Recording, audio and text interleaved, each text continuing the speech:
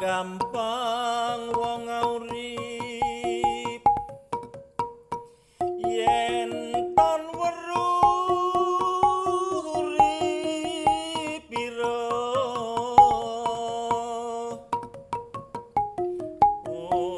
uripe padha lan kebo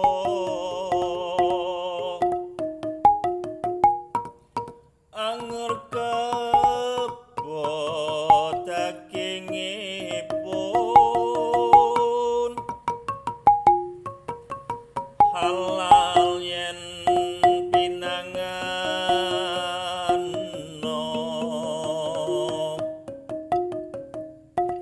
pan manungsa dagingipun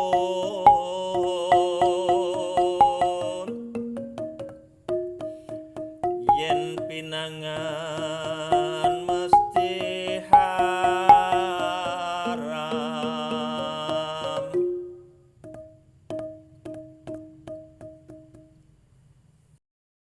Bismillahirrahmanirrahim. Assalamualaikum warahmatullahi wabarakatuh.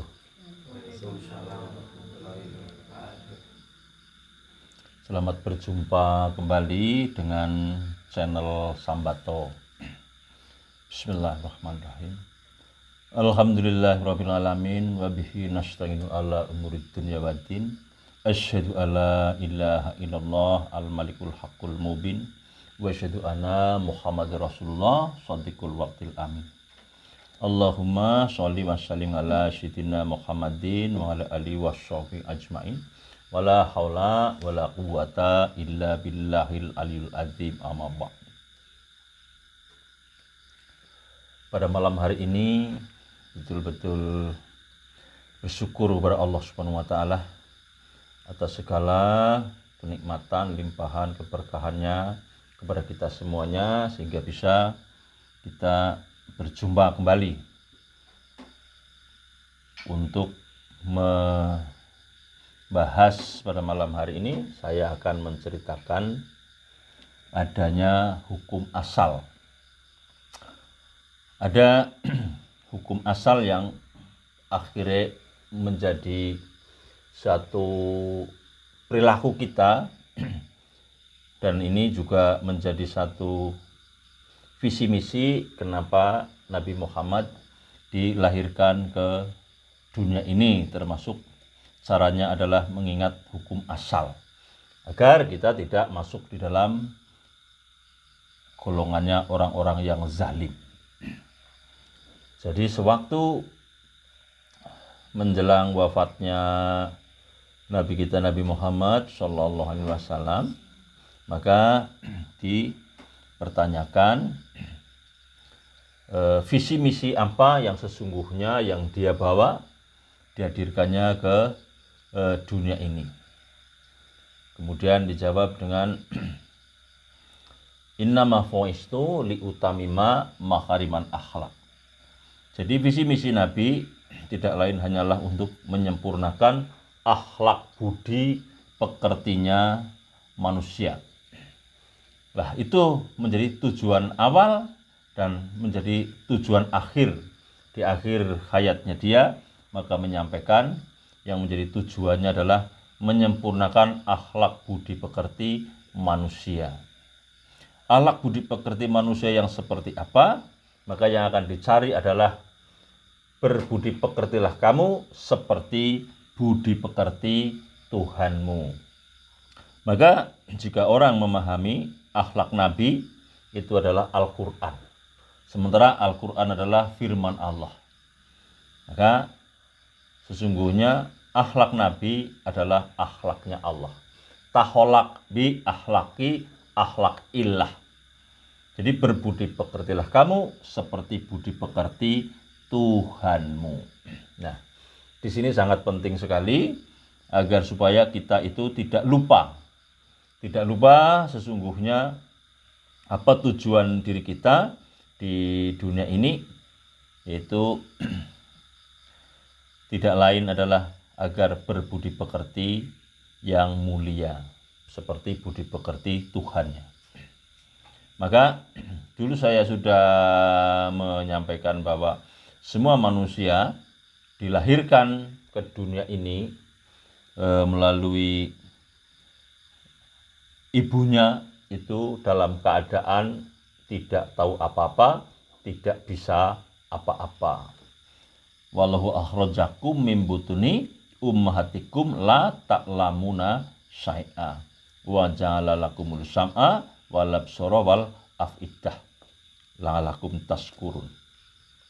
Jadi semuanya lahir itu tidak tahu apa-apa, tidak mengerti apa-apa, tidak mampu di situ. Kemudian Allah memberikan di situ pendengaran, penglihatan dan hati agar kita bisa bersyukur.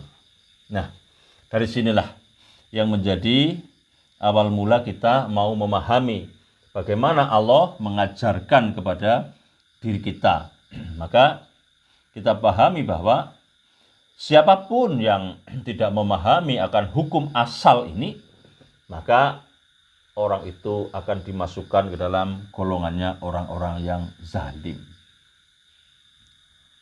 Kita ingat pertama bahwa semua manusia dilahirkan dalam keadaan telanjang. Kemudian di situ Allah mengajari, kemudian Allah memberikan pakaian. Dan semua manusia dilahirkan semuanya dalam keadaan lapar. Kemudian Allah juga memberi makan. Dan semua manusia dilahirkan dalam keadaan haus. Kemudian Allah di situ memberi minum. Nggak main-main minumnya susu. Dan semua manusia dilahirkan dalam keadaan miskin. Tidak ada yang lahir sudah membawa harta. Kemudian Allah memberikan kekayaan. Dan semua manusia dilahirkan dalam keadaan bodoh. Kemudian di situ Allah memberikan ilmu. Dan seluruh manusia dilahirkan dalam keadaan lemah. Kemudian Allah memberikan kekuatan. Dan semua manusia dilahirkan dalam keadaan bingung. Kemudian Allah memberikan petunjuk. Dari sinilah letak hukum asal. Seiring dengan pertumbuhan, dengan berjalannya waktu, berjalannya kehidupan, adanya alam, makanya ada yang dia dengar, ada yang dia lihat. Begitu, maka kita akan berpengaruh kepada pikiran kita, kepada hati kita. Nah, dari sini mengajari manusia agar berakhlak, berperilaku seperti Allah yang sudah mengajarkan kepada kita semuanya. Itulah yang disebut dengan hukum asal. Maka ketika kalian sudah memahami hukum asal ini, manakala kalian melihat ada orang yang lemah, kalian tidak mau menguatkannya, maka kalian termasuk orang yang zalim. Dan jika kalian melihat orang bodoh, tapi kalian tidak mau mengajarinya, maka kalian juga termasuk orang yang zalim. Jika kalian melihat orang yang miskin, kalian tidak mau berbagi juga, kalian termasuk orang yang zalim. Jika kamu melihat orang yang bingung, kamu biarkan tidak mau menolongnya, juga kalian termasuk orang yang zalim. Jadi kalau kalian melihat orang yang telanjang juga kalian tidak mau memberikan pakaiannya, maka kalian juga termasuk orang yang zalim. Nah, dari sini, maka ingat, janganlah sekali-kali kamu jika datang kepadamu ada seseorang yang meminta-minta, jangan sekali-kali engkau menolaknya, walaupun itu dengan cara yang maknawi ataupun yang indrawi. Nah, itulah yang disebut dengan hukum asal. Maka visi misi Rasulullah itu adalah untuk mengingatkan itu. Nah, dari situ akan muncul berarti akhlak-akhlak. Maka nanti ada ilmu-ilmu tentang akhlak, ya. Ada ilmu-ilmu tentang akhlak, tentang akidah, akhlak dan segala macamnya. Ini asal usulnya adalah dari sini, dari hukum asal. Jadi jangan sampai kita hidup di dunia ini melupakan akan bimbingan yang sudah Allah ajarkan kepada diri kita. Kita sering umpamanya melihat juga atau mungkin mengalaminya juga atau pernah juga melakukannya. Umpamanya di mobil ada orang yang sedang ngamen umpamanya ataupun di kereta. Terus kemudian pura-pura tidur. Itu termasuk orang yang zalim. Atau menolak atau dengan isyarat gitu. Kemudian angkat tangannya lah atau terima kasih lah atau pokoknya dengan maknawi ataupun indrawi. Jadi di sini kita diajarkan itu kalau ada orang yang datang kepada kita meminta-minta tidak boleh menolak. Walaupun dengan cara maknawi ataupun indrawi. Tapi kadang ada orang yang justru mengambil jalan sebaliknya. Itu sangat sangat bertentangan sekali dengan hukum asal. Kemudian ada orang yang menyuruh umpamanya meminta-minta. Itu enggak boleh. Karena kita tidak disuruh untuk menjadi orang yang meminta-minta. Jadi mintalah kepada Allah. Jangan meminta-minta kepada makhluk. Mohon pertolonganlah kepada Allah. Itulah yang lebih baik kita lakukan. Jadi jangan itu kadang agama Islam ini agama yang sangat mulia, agama Islam itu agama yang sangat luar biasa. Jadi terkadang ada orang sangat meremehkan kepada yang Maha Kuasa, seolah-olah yang Maha Kuasa itu tidak bisa mengabulkannya. Seolah-olah yang kuasa itu tidak mau memberikan harta, seolah-olah tidak mau memberikan ilmu, seolah-olah tidak mau memberi kekuatan, seolah-olah Allah tidak memberikan petunjuk, seolah-olah Allah di situ mengabaikan. Enggak. Gini, Allah menciptakan alam semesta ini. Apa yang ada di langit, apa yang ada di bumi, semuanya diperuntukkan buat manusia. Nah, maksud daripada yang ada di alam semesta ini ditundukkan buat manusia, agar supaya manusia hidup di dunia ini bisa mengingat akan hukum Allah, dan sehingga dia nanti berpulang kepada Allah sudah mempunyai bekal. Sudah mempunyai bekal. Jadi yang diberi banyak kesempatan, mungkin juga membantu dengan tenaganya, mungkin juga membantu dengan ilmunya, mungkin juga dengan pemikirannya, mungkin dengan hartanya, dengan tenaganya, itu harus kita lakukan.